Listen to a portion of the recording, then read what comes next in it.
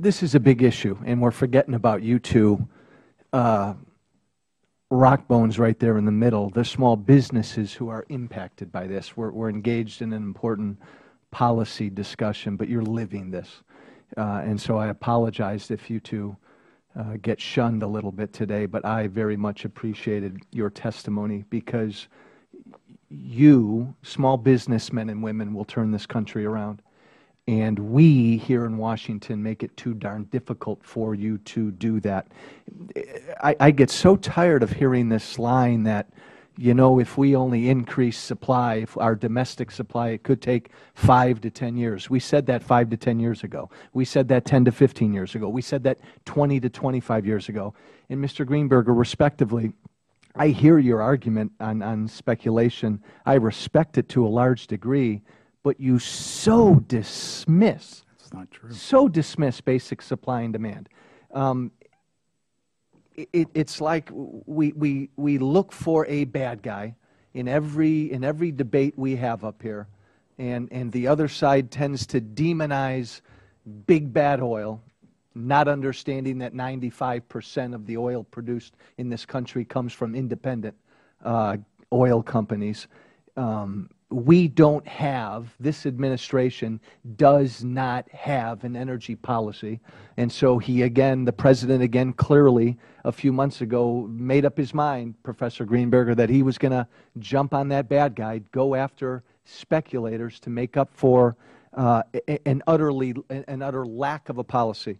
Mr. McNally, this notion of we can't start drilling tomorrow, all over the place, because we have an abundance of areas where we could impact supply, but we may not see the effects of that for 3 or 4 or 5 or 6 or 10 years. Is that true? If this country aggressively and energetically decided to snap their fingers and go after all of the supplies, all of the oil supplies we have, could you see some more short-term impact on prices? In the short term, I think market participants would want to see real barrels show up. So I would be cautious in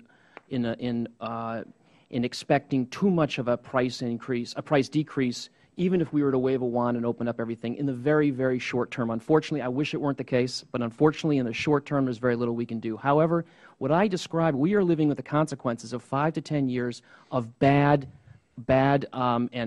dreams, if you will, bad surprises. 2 billion people want to drive. We're not increasing supply as we used to. The Persian Gulf is a mess. We're living with that now.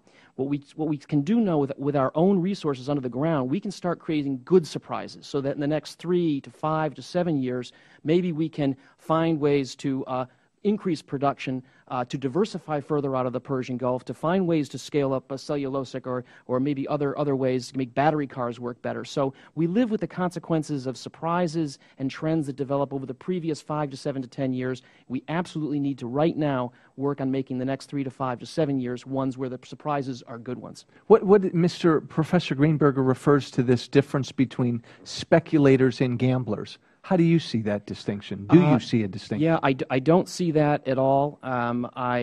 What we have are the oil price and oil markets, exchange markets, and the derivatives markets are composed of physical consumers or producers of oil who want to transfer their price risk to those willing to bear it, which include speculators. What Professor Greenberger is also talking about, though, are these passive long-only investors. These are folks, pension funds, university endowments, you and me, where we want to put a part of our portfolio into commodities, a basket of commodities that includes oil.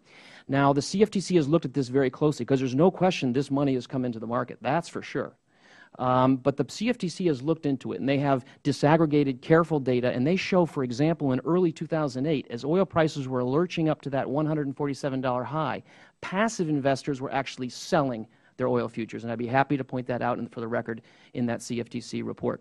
So the folks who try to figure out if it's the rooster causing the sun to rise or the rooster just sort of crowing, in coincidence with the sun rising, looking at Granger causality tests and all kinds of math and speaking Greek and everything, the folks who've poured into that, who are unbiased, who have the information, have not yet said or not concluded that these investors, whether it's these passive long-only folks just buying and holding, or speculators who buy and sell have distorted or manipulated or influenced the price of oil. And Mr. Chairman, let me just close with this. Ms. Driscoll and Mr. Smith, it's our job here to make life easier for you so that you can be productive and profitable and grow businesses and hire people.